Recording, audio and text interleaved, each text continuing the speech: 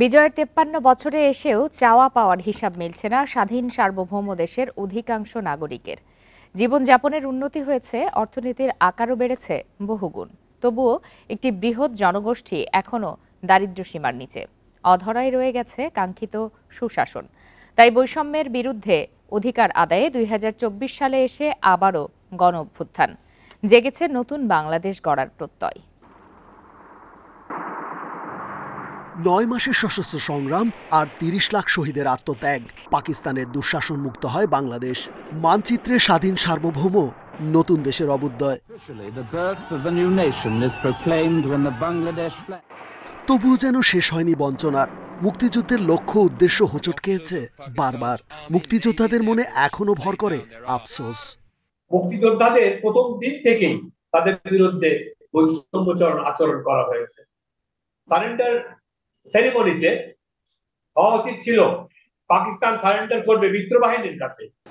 বৈষম্যের বিরুদ্ধে গণ অভ্যুত্থানে পরিবর্তন হয়েছে রাজনৈতিক পটের।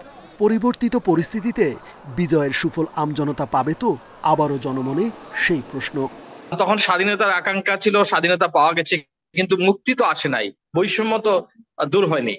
ফলে মানুষের ভিতরে যে বৈষম্যের বিরুদ্ধে লড়াই সেটা অব্যাহত ছিল।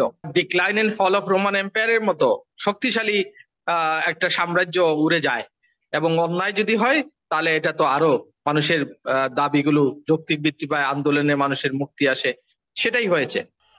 ৯০ ও ২৪-এ স্বৈরাচার বিরোধী আন্দোলনে দুই সরকারের পতনই প্রমাণ করে মুক্তিযুদ্ধের আকাঙ্ক্ষা পূরণ হয়নি। উল্টো বৈষম্য ফিরেছে নতুন রূপে।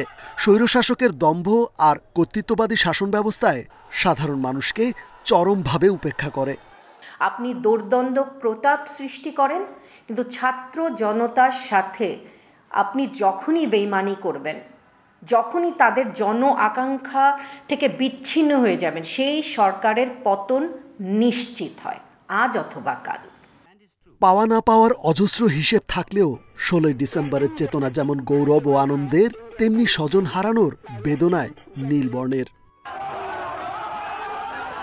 রেজওয়ানুল হক, ইন্ডিপেন্ডেন্ট নিউজ, ঢাকা।